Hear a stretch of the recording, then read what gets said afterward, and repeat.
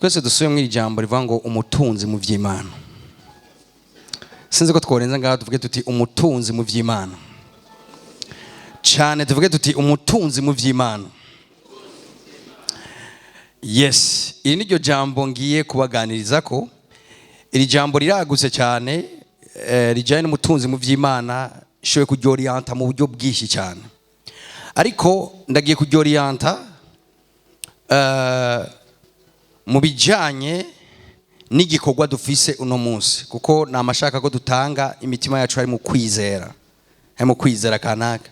Kuko ikintu cyose kidatanzwe gisunitswe no kwizera kiba gitakaye. Rero nagomba nzanira ijambo kugira ngo ritubere urufatiro ku byo tuza gukora igihe tuzoba turiko turagura ingoro y'Imana, tuzoba turiko turubakira Imana ingoro. Twese rero tuvuga ati umutunzi mu vy'Imana. Cyane tuti umutunzi mu vy'Imana. Aha, umuntu yishingurira ni kwamera atari umutunzi mu vy'Imana. Bari Imana cyambere nagomba kubabwira ko Imana itari contre ubutunzi busanzwe. Imana ntiri contre ubutunzi. Hariho amadini yigisha nka umenga Imana iri contre ubutunzi, iri contre abatunzi, iri contre ntiyemera abatunzi, ntikunda ko abana bayo batunga, bakavyerekana nka umenga biracafuye. Mbere ubutunzi ukamenga ni ikintu kibi, mugabo bikavugirwa kuri podium, mugabo tuvuye kuri podium tukaburondera. Mugabo nashaka kubabwira yuko ubutunzi ari umugisha w'Imana. Nimanyumvise neza. Nagomba ndabwire ko ubutunzi ari umugisha w'Imana. Mbere nagomba ndabwire ko ubukene ça fait partie y'umuvumo. Ubukene burashoboye kuba ku muntu ari umuvumo. Burashoboye kuba ku muntu ari ikintu gisanzwe. Mugabo burashoboye kuba ku muntu ari umuvumo. Rero nashaka ubwa mbere shireho iyi base, ugire mu mutima, sinzi ko nakoresha ijambo kwifuza, mugabo kugira imigabo yo kuronka amafaranga kandi menshi. Iyo Imana yaciha abantu bavuze amen ikaca bahereza ubutunzi byari kuba byiza. Kubera kuvuga ijambo ngiri nkaje numva ntimuvuze amen bica bindekuraje. Nimba mugomba kuntera intege muvuge amen. Ndakwifurije yuko Imana yokuha umugisha yahaye Aburahamu. Aburahamu umugisha yahawe wari ufise ibara, wari ufise ingene witwa. Birivuga ngo Aburahamu yari umutunzi w'ingamiya, w'amafeza, n'inka n'amazahabu. Muga uyu nyene ni sokuruza w'abizera. Uzanye ibyo kwizera n'umusombye. Yet yari umutunzi akomeye cyane. Ku muntu rero abona ubutunzi nk'igihushane cyo kwizera, nibaza ko ari kwibesha cyane. Urashoboye kuba umutunzi kandi ukizera kandi ugakorera Imana, kandi ubwo butunzi bwawe bukagufasha kuzoronka ibitsibo byinshi mu bihe bizoza. Mubwire amen. Nkunze kubwira abantu, murazi ko Imana itazohembera umuntu ivyo yipfuje akabura uburyo bwo kubikora. Icyo gitsibo nta gihari. Hajya umutekano n'ukwiye. Urakwiye. Urabizi kuba waripfuje kuvugiza piano mu nzu y'Imana, ukavuza piano mu nzu y'Imana ukavyipfuza, hama ntiwige piano ngo yivuze, urazi ko atamugisha uzohabwa wicifuza. Hari umuntu yaguze ino piano, hari undi yifuza kuyigura yicaye ngaho mugatagira uburyo. Murazi ko atagitsibo kibikiye umuntu yifuje. Abakene barifuza nga ntibakora. Nicyo gituma ndakwatuye kwitunga mu izina rya Yesu. Hari abantu bifuza kubakira ingoro Imana batigera bayubaka kuko barakenye. Hari abantu bifuza amarerero y'imfuvyi abapfakazi n'ibindi byinshi mbwa batigera babishikako. Kubera iki? Ntibabuze umutima, babuze money, babuze amafaranga yo gukora ibyo bintu bifuza. Haleluya. Ariko rero birivuga ngo Imana izoduhembera ibyo twakoze. Ibyo twagize iki? So kuri bamwe babona ubutunzi nk'uburyo bwo kwinezereza, nk'uburyo bwo nyene gukora ikibi. Hari abantu bari ubutunzi mu buryo bwo gukora ikibi. Mbere abandi babona ubutunzi mu buryo bwo kwavansa ubwami bw'Imana, bwo guteza imbere ubwami bw'Imana, bwo gutwara ku butumwa bwiza no kugira umuryango w'umere neza. Ivyo rero mwe mwibaze nk'ubu iyo twara abatunzi ku buryo iri barabara twari kubwira leta ati ntimwirirwe muri igora tugira turikore ryose. Icyo sigo waciza. Iyo bari umutunzi ku buryo ugenda ku gasozi haji wanyu ukabwira ati aya mashure amaze igihe adasakagwa ngo mende yabasakarire cyangwa mende abubakire yose, bikaca vyandikwa ngo umukristo muri AMC yizera Yesu Kristo yabikoze. Ntimva ko vyari kuba vyiza? Ngo urazi ko ndavyifuza, mbwa nta gisibo nzohabwa kubera ndavyifuza. Umuntu azohabwa ibikwiranye n'ivyo yakoze, niko Bibiliya ivuga. Apana ibikwiranye n'ivyo yifuje. Rero mubanze mwumve ko Imana itari contre na buhoro buhoro ubutunzi. Ntiri contre na buhoro buhoro ubutunzi. Ahubwo mbere irakeneye ahubwo ko abatunzi bagira ivyimviro vyiza by'ubwami bw'Imana kandi bakagwira bakaba benshi mu nzu y'Imana. Amen. Murazi ko hari amashengero yugaye kubera babuze amafaranga yo kuri ibibanza cyaye kugura ibibanza byabo menshi cyane. Hari amavision yavorse ya atashitse kubera ivyo. Hari abantu bari kuba bakomeye cyane mbwa kubera ivyo kubura ivyo ndiko ndababwira batabaye bakomeye. Aro icambere nagomba ko mwumva kandi mwumva cyane, ngiye kuvuga ubutunzi umutunzi mu vy'Imana. Mugabo kuvuga umutunzi mu vy'Imana sindi contre umutunzi mu vy'umubiri mu vy'isi. Amen. Ndabatuye ko rero amafaranga menshi, amazu menshi, amamodoka menshi, ubutunzi butandukanye bwinshi kabisa. Imana izi guha umugisha cyane ukiri. Imana izi guha umugisha gose ukiriho. Imana izi kuzuriza ibigega vyawe ukiriho.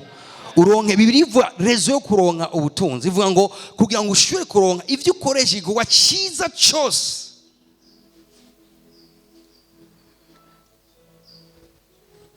Uronke ibigukwiye n'ivyo ukoresha igikorwa cyiza cyose. Hari ibigukwiye n'ivyo ushoboye gukoresha iciza cyose. So aho siyo naringamije kumbure ngira ikindi genzo bivuga ko mbwa nagomba kubabwira ko ivyo ngiye kuvuga ntari contre na buhoro buhoro ibijanye nitunga muri uburyo buboneka. Haleluya. Mbwa rero nitugiye kuganira ubutunzi bw'iyisi, ngiye kubaganiriza kuba umutunzi mu vy'Imana. Kuba umutunzi mu vy'Imana. Ni gute umuntu aba umutunzi mu vy'isi?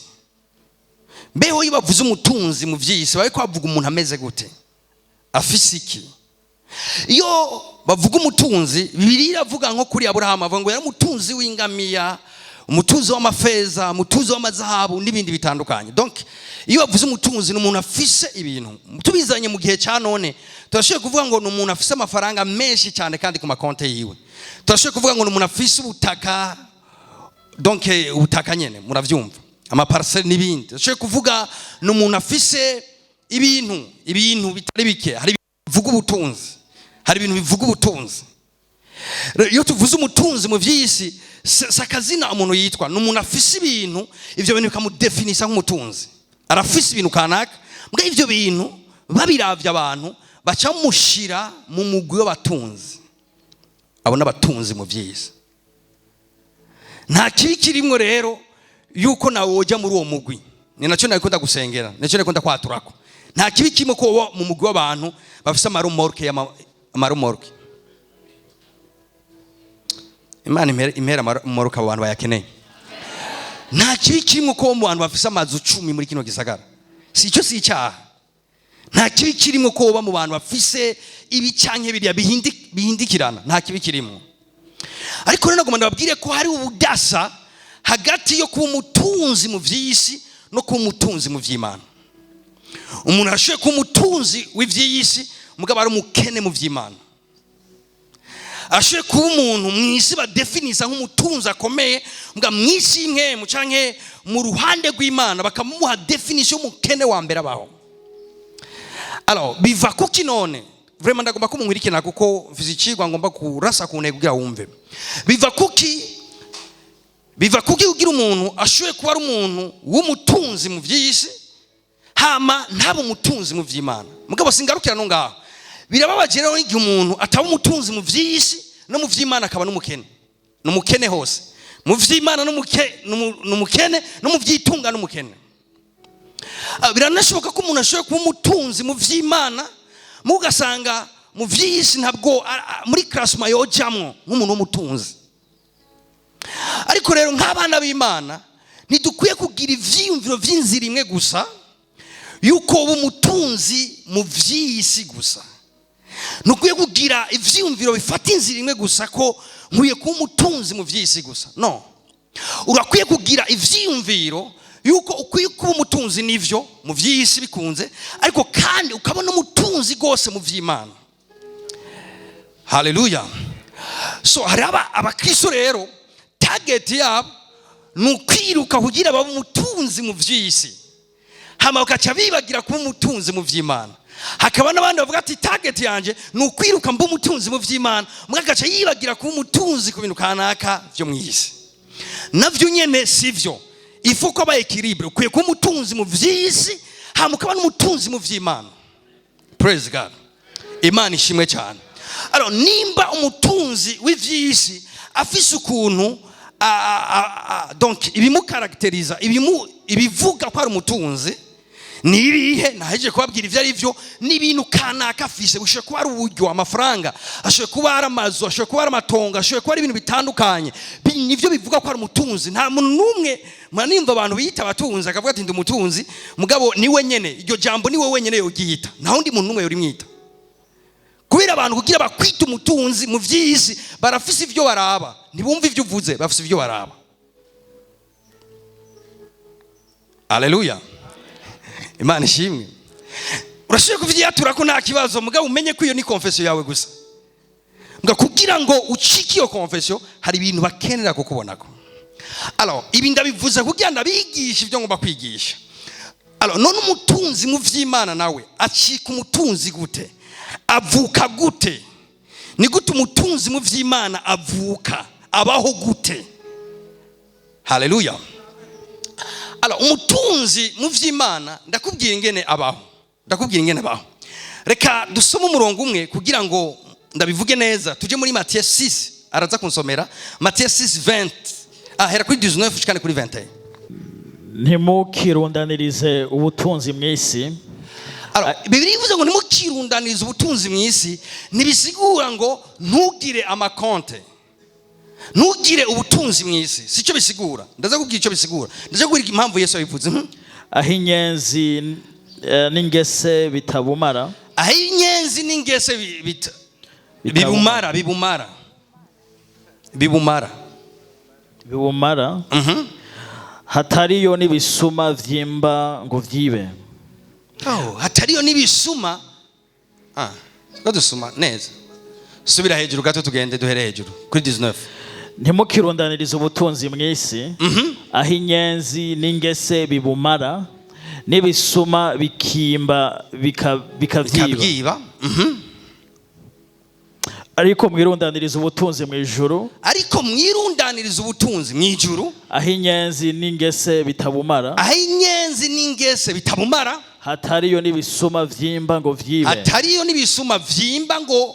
vyibe. Kuko aho ubutunzi bwawe buri ubutunzi bwawe buri, ariho umutima wawe uzoba. ariho n'umutima wawe uzoba. Wow, yananguye ikigwa canje rero. Bibiri kitwereka amakonti abiri akomeye.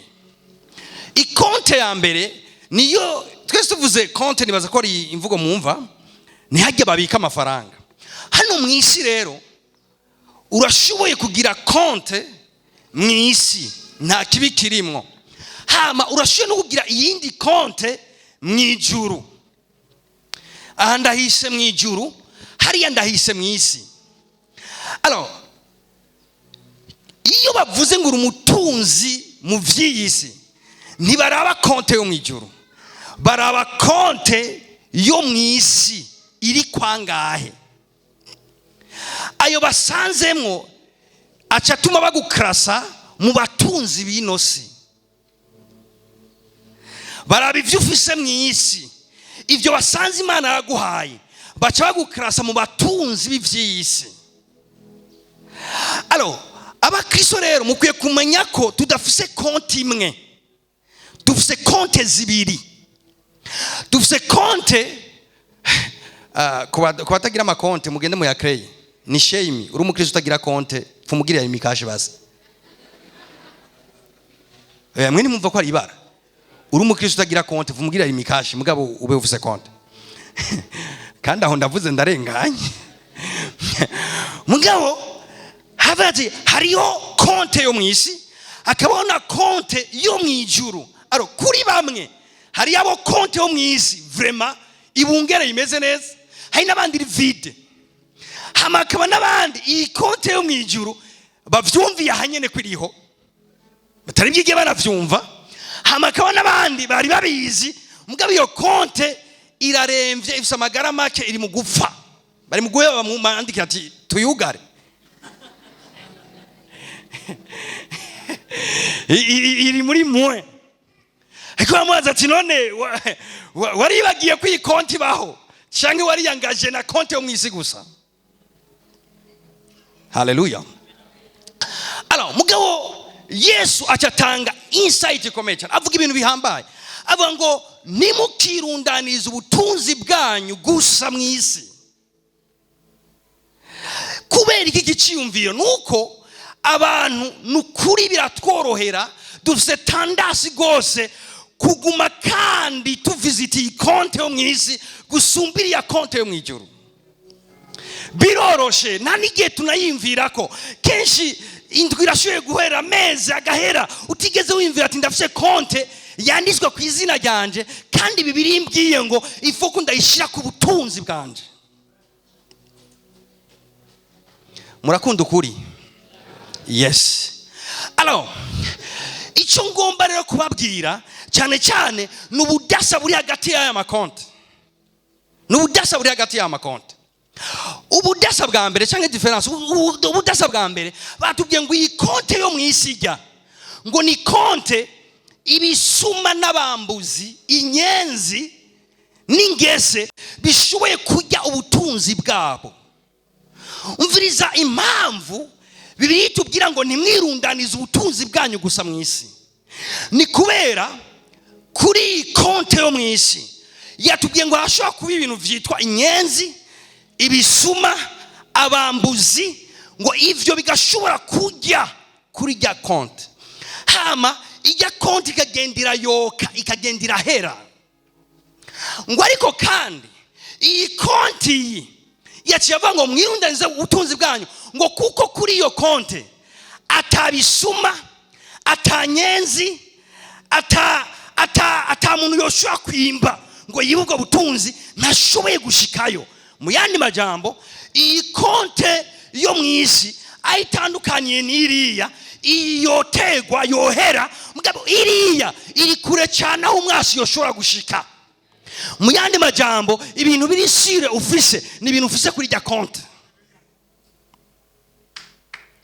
Ndashoboye kubigisha, mashoboye kumuha uburenganzira bwo kubigisha. Ibintu dufise hano biri sire, uzi ko eternellement uzoba ubifise, si ibintu biri hariya. Mwese murazi ko hari abantu bahoze ari abatunzi n'umuzi ari abatunzi, ndabeje. mwese murazi ko hari ibihugu byahoze ari rutura bitagira rutura. Mwese murazi ko hari umuryango mu minsi heza uvuze izina ryawo abantu bose bahinda gashitsi. Mugu no munsi bitakimeze gutyo. Alors aha rero igisigaye cyonyine cyoshobora kumusova cyangwa cyoma eternellement zobaguwe neza n'igihe atoba yabitse gusa ubutunzi bwiwe muri banki kanaka, muga akaba yaranashize ubutunzi bwiwe kuri konte yiwe yo mu ijuru. Haleluya. Ikindi gitandukanye amakonte abiri nuko ubundi iyi konti iboneka naho menga tuyivisita kenshi, uburuhiro turiko dutera dutandukana nayo. Ubundi bizorangira iyi konte itakicitwa izina ryacu, itakiri yacu. Bitangura ari yacu bikazorangira atari yacu. Bizorangira bifise abandi bantu biyitirirwa, twebwe twaragiye kubana n'umwami. Iyi konte y'ivyo mw'isi turiko dutera tuyivako tugenda kuri konte yacu y'ivyo mw'ijuru. Amen. Nico gituma gupfa biratugora, kwiyumvisha ko tuzopfa biratugora. Urazi gituma ubutunzi bwacu bw'agaciro buri hano. Amatongo yanje araha, abana banje baraha, inzu zanje ziri hano, imodoka zanje ziri hano. Kumva ko nzotandukana navyo ntibinyorohera kwiyumvisha. Muga naho navyumva bizoba. Si kibazo ko ndavyumva, ni kubera ko Imana yageze ko ibihe bidashira uzobana n'ubutunzi wa transfeye mu ijuru. Nivyo yageze ko ibihe bidashira uzobana navyo. Ariko ndababwira Imana tuzotangara hariya abari abatunzi batakira abatunzi, abari bakomeye mw'isi tuzotangara dusanze hariya mu ijuru badakomeye. Abari bambaye inyambara abami tuzotangara dusanze atari bo bambaye inyambara abami. Why? Kubera ashoboye kuba yitwararitse ibi gusa akibagirira iya konte y'ahantu ho mu ijuru. Rero amafaranga yose ajya kuri konte baradesida kuyatanga. Nta muntu n'umwe yigira ashira kuri konte amafaranga uri kwera yakwije. Uradesida kuvuga ngo ngira nshire kuri konte ngombe ibi nivyo nita kuziganiriza ibihe bidashira. Hari icyo twita kuziganiriza kazoza ko ngamwisi ka hafi. Mbwa icyo twita kuziganiriza ibihe bidashira. Babiziganiriza gute? Nigi konti uri konsya yayo kandi ukamuyishirako ibintu. Ukamuyishirako ibintu. Reka ndababwire. Mwari muzi ko atakigira 11 watanze cyatakaye. Waruzi ko atashikanwa na rimwe watanze gatakaye. Waruzi ko atamuntu umwe wahezagiye vyatakaye. Vyose birandise neza kuri konte yawe. Vyose birandise imbere y'izina ryawe. Yesu yavuze ngo mwiziganirize. Mwiziganirize. Biyashoboka kuziganya mu buryo bw'impemu.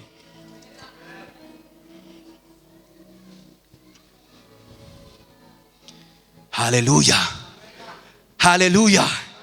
Yo ndamaze kwenda gusengera umuntu agomba gupfa kandi arafa. Ega Jesse nzura. Genda senga Imana ikazura itazuye nayo ikareka. Umunsi umwe ngenda gusengera umuntu aratera imigere atera imigere. Ndabona ko yanga kugenda pe. Muga ngimvira mbega ko tugiye iwacu kubera iki twanga kugenda. Ndazi gituma kandi twararirimbye ngo mwisi si wacu kandi izo ndirimbo twarazitamvye mbere nubwo butuma twarabwigishije. Muga ndazi gituma ubutunzi bwacu buri hano. Ndabwije ukuri hari yumvira ati none nobiheba. Akumva abonye rero bigiye kwanka gose cyamagara umwana we mukuru cyangwa umuntu yizeye cyane akamubwira ati urazoraba itongo naguriye hariya hirya ati niriya konti ari konti batari bazi tumurazoraba mugende murabe ingere bigenda. Iki ariko kiramubuza kugenda nivyo nyine ari kararaga.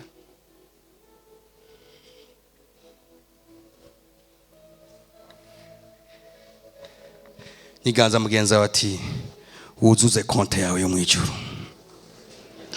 Umubwira ati wuzuze konte yawe yo mwijuru. Ntigumire vide, wuzuze konte yawe yo mwijuru. Mbere abantu Imana yahaye uburyo muri avantage cyane gusumba abatabufise. Ndababwije ukuri, ufise uburyo Imana ikaguheza ikongera guhaye uburyo kanaka, uri avantage gose gusumba umuntu Imana itahaye ubwo buryo. Kuko iyaba twari tuzi agaciro k'ivy'Imana ishira mu maboko yacu, no mwijuru twobaye bakomeye gusumba batigeze bamenya ko gaciro kavyo.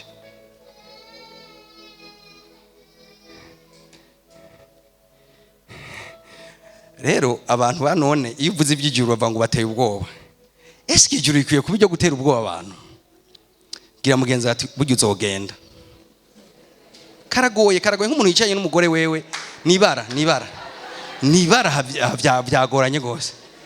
Ariko uzogenda pe, uzogenda.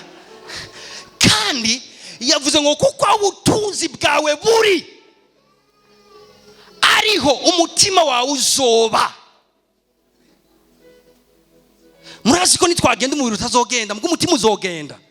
Mbwa niwagenda uzobwiye gusanga ubutunzi bwacu. Rero uzobwiye kuba aho ubutunzi bwacu buri, uzobwiye kuba aho wabushize.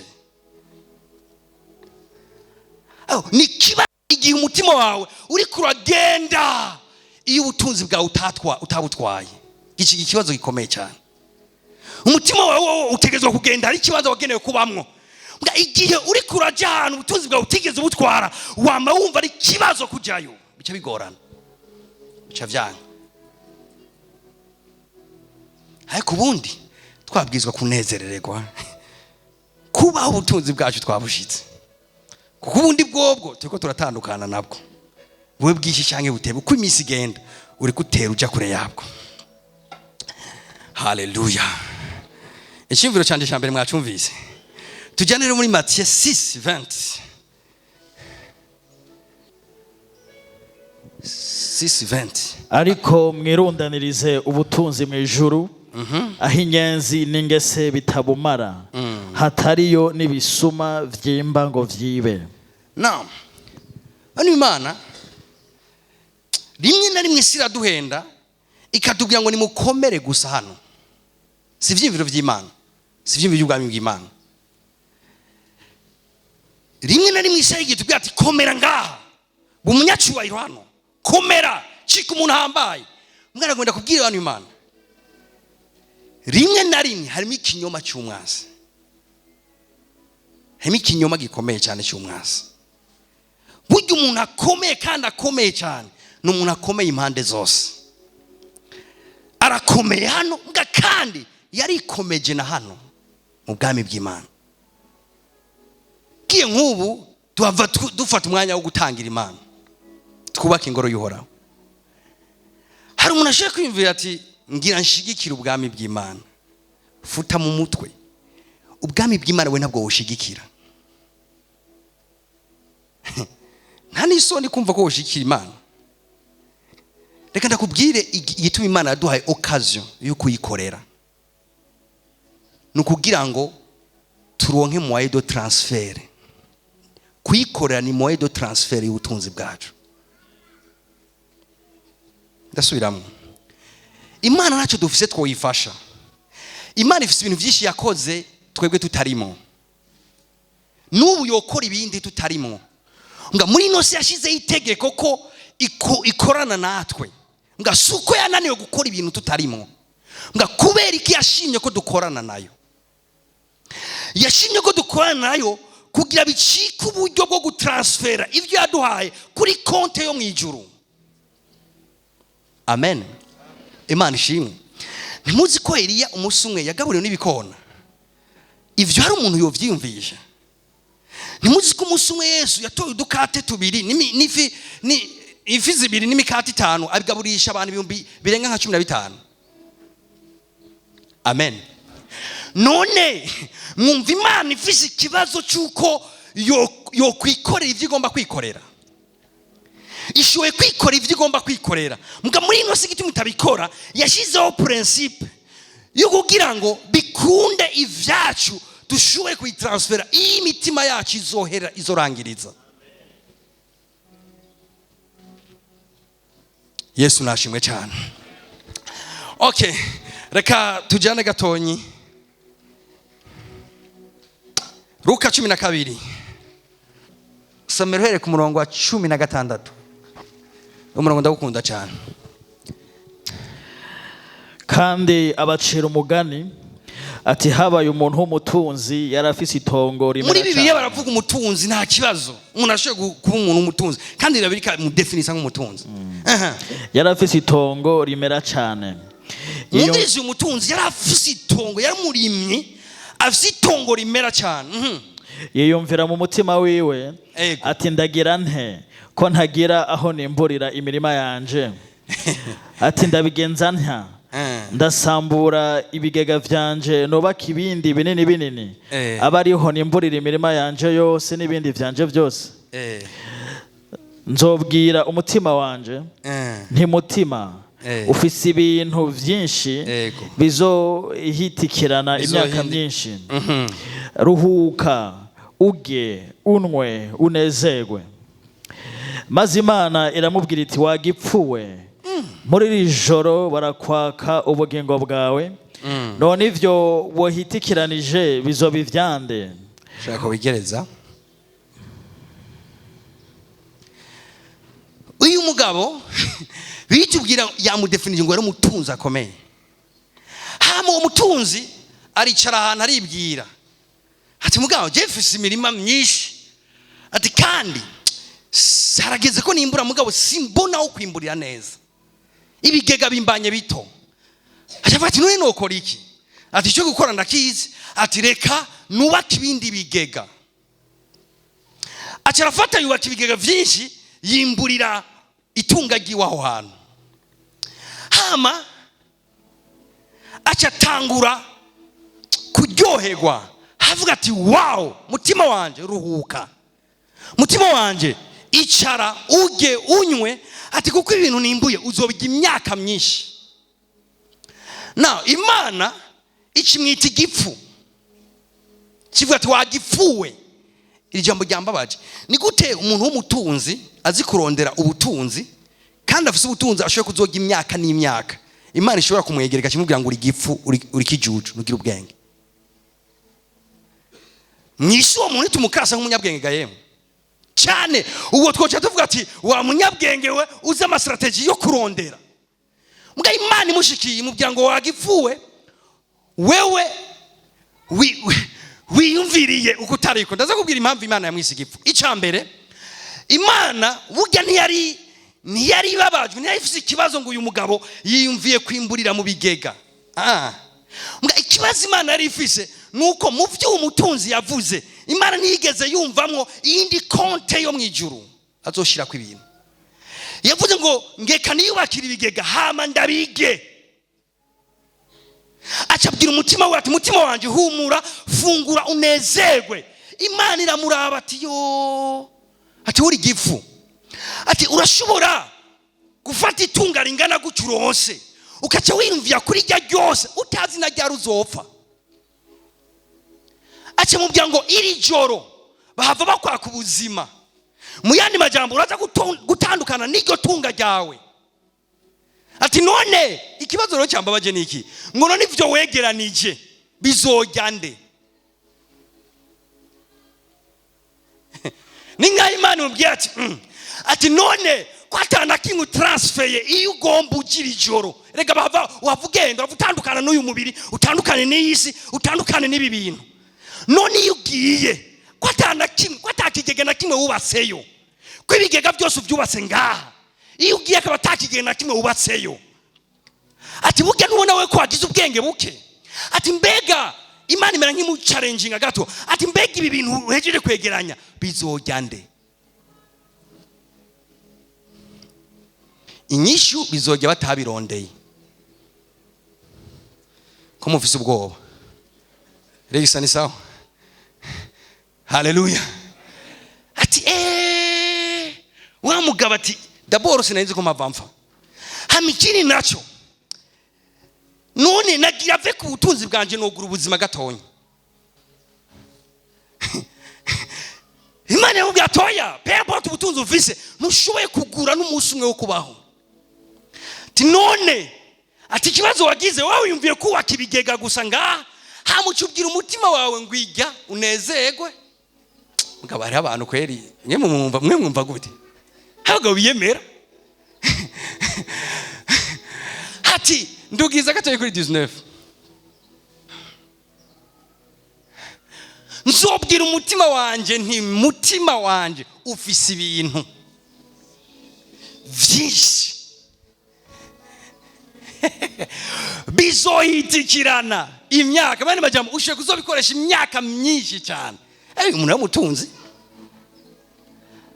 ati rero ruhuka hama uje unywe unezewe igikorwa cyo gukora iga icya kabiri ruhuka icya gatatu inywa hama icya gatatu zunguruka ibanza byose cyo kunezererwamo unezerwe umviriza projet y'umuntu ku butunzi Imana yamuhaye projet yarafise kujya kunywa kuruhuka no kunezerwa mbega Imana iri kontre kunezerwa eka iri kontre kuruhuka oyaye iri kontre kunywa eka iri kontre umuntu atari konse y'ubutunzi bwo mwijoro iri kontre n'umuntu yubaka ibigega gusa byo ngaha mwisi ikigega gikuru kiwe cyo mwijoro kigaguma kiri vide uyo pepo tubwenge yize ugukomera kwiwe Imana yamwise ngo ni gipfu nikijuju jambo remereye rigoye Gatu no musinda transfer no musitoza guhurira kuri compte du transfer mwisi imwe hava buruja n'uruza kubintu turungika haleluya haleluya okay hariyo agakuru kamwe kari mu gitabo kimwe nagomba kubaha numvise nibuse someye kuri iyi nkuru abagabo bamwe babiri umunsi umwe barimvira bati igihugu cyacu business nziko ziragenda ati reka tugende mu kindi gihugu kurondera y'ubuzima shaka bagiye Dubai mu kindi gihugu ariko haleluya amen Imana ishimwe hama baravuga bati okay tugende bacho bafatana intuze baragenda sinzi umuntu nokoresha hano ngwinosha abantu babiri ngwino nawe avuga ati murabona ko ubuzima ngaho utari kuburoroha tugende turondera ubuzima handi hantu hama bavyumvikana ko baragenda ni mu nkurikire bashitse mu gihugu bagiyemwo bace babona icyapa imbere yuko binjira mu gisagara pancarte yanditse ko ngo uko winjiye ni kuzotaha uko winjiye ni kuzosubira inyuma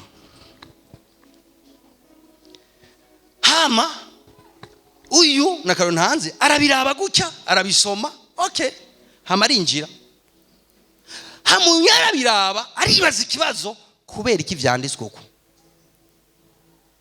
niyihe information bagombye kuwuma mbega no ikora kwiki murumva ko abantu batandukanye bagiye kuri misi imwe bagiye mu gihugu kimwe nga mu mitima yabo bariko biyumvira gutandukanye umwe arimvira ati bagombye kumbwira iki mbega no bikora kwiki okay undi nawe afa kwinjira ku cyonyene baca barinjira mu gisagara bageze mu gisagara baratumika barakora amafaranga barayaronka kandi menshi muga uyu igihe cyose ari karakora aguma yumvira ya information yasiga ku muryango w'igisagara ivuga ngo uzosubira inyuma uko waje acha yigira imiga mu mutima ati ubu rero itunga ryose nzoja ndari transfer iwacu uyu nawe naco yavyimviriye ko yinjiye bageze mu gisagara uyu wakubaka ibintu byinshi muri cyo gisagara ajararungika ibintu kanaka mu gisagara ubutunzi bwiwe azaraburungika iwabo. Hama uyu nawe araryoherwa, arajya, umutima we uraruhuka, aguma nezererwa aho nyene.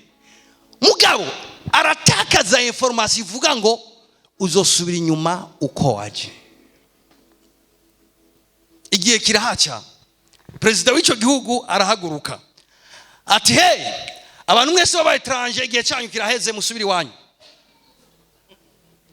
Ati kandi ndabibutsa, hariho icapa mwasomye mukicinjira kivuga ngo uzosubira inyuma uko. Uyu mutima cyatangura kuvyiyumvira ati none ni inzu yanje, nibi bintu vyanje, atoya nitugenda banza mutwongera ikiringo. Arondera iki kubitransfera.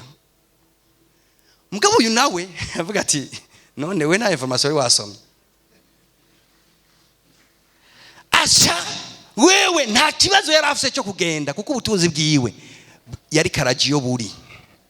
Nga uyu nawe yari afise ikibazo cyo kugenda kuko ubutunzi bwiwe yarabusize muri icyo gihugu. Perezida ni muharira bafata itegeko ati sohoka mugende. Ni mugende none. Subiri wanyu. Basubiye inyuma, umwe agenda ibikorwa vyiwe bimukwirikiye n'ubutame bwiwe bumukwirikiye. Nga uwundi asubira inyuma afise umubabaro ukomeye cyane, mugabo ategezwa kugenda.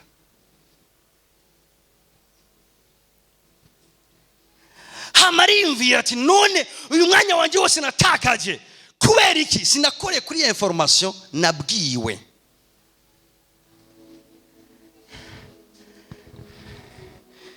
Dusome Timoteyo wa mbere igice cya 6:7.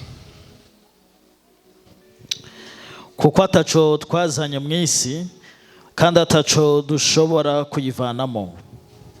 Subiramo. Kuko ataco twazanye mu isi kandi ataco tuzoshobora kuyivanamo. Subiramo. Kuko ataco twazanye mu isi. Iri jambo turashaka kwifata ku mutwe twese. Tuvuge tuti kuko ataco twazanye mu isi kandi ataco tuzoyikuramo. Uzokwinjira uko waje, uzosubira inyuma uko waje.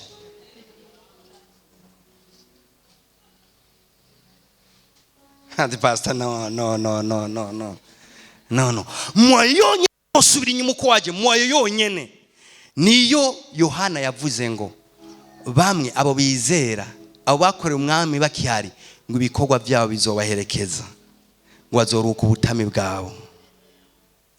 Bizoherekeza gute? Very simple. Ubundi ivyo dukorera umwami, umuntu wenyine ashobora kugenda kumva arabitwaye. Nyumviriza, ibikorwa byose twakoze muri inosi, umuntu wenyine ashobora kumva abitwaye n'umuntu yabikoreye umwami. N'umuntu afite ibikorwa byinshi yakoreye umwami.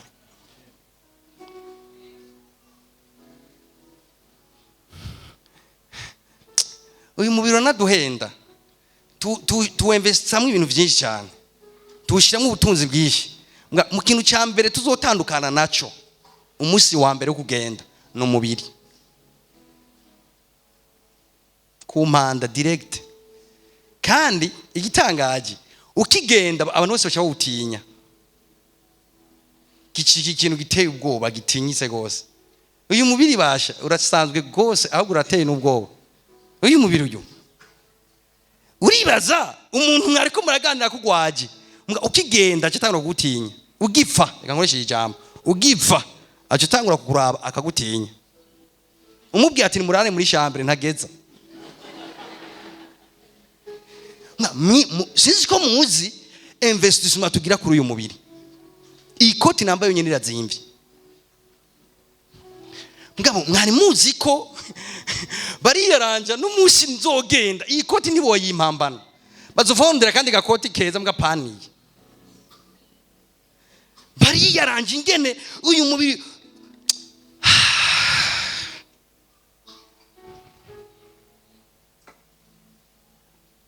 Hari igihe nk'emu yakwigisha ikigwa bivanye n'ibihe murimo, ukumva nawe urahinza agashitsi, ukumva urahinza agashitsi wenyine uri kuraciga, uzocigisha n'abandi.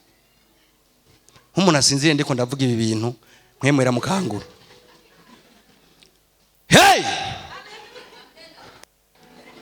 vyuka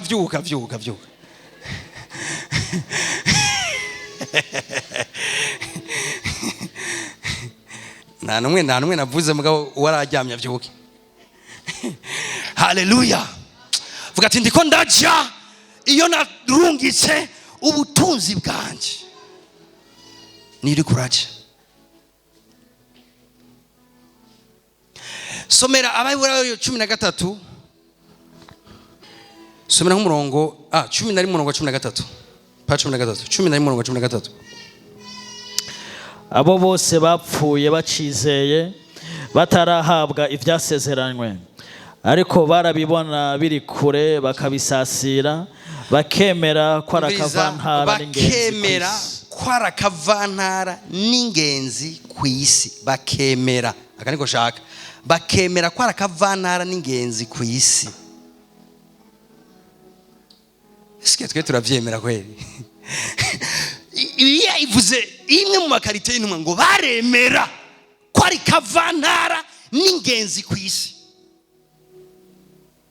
Impamvu bakora ivyo bakora, baremera ko ari ingenzi na kavantara hano kw'isi.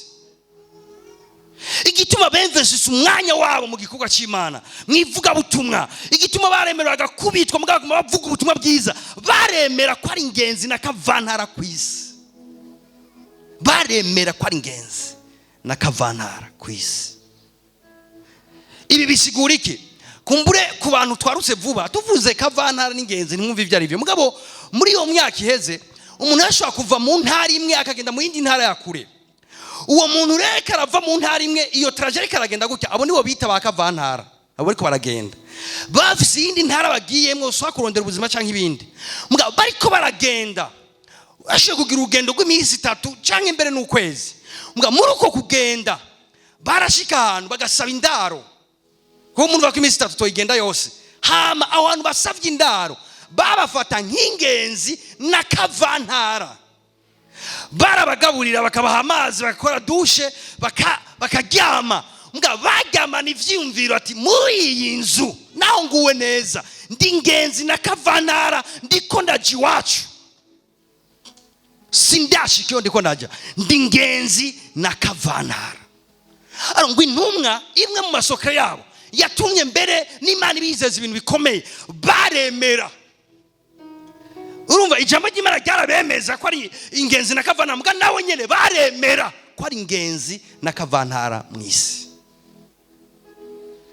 Bifata nk'abantu badafise umwanya wose hano, bakora bemvesisa umwanya wabo n'ibintu vyabo, bazi ko ari ingenzi na kavantara, bakabitwara iyo bariko baraja. Baremera ko ari ingenzi na kavantara mw'isi. Haleluya. Vuga ati ndi ingenzi na kavantara kw'isi. Ivyo dukorera umwami, ari kweki nabigishije igicigwa, nakibigishije pa kugira ngo mutange mufise ubwoba, muga mutange mufise kwizera. Mwizera ko ivyo ntanze ntibitakaye, tuzohurira imbere. Ni nkaho ndavyitangije imbere kugira tuze duhurireyo. That's all.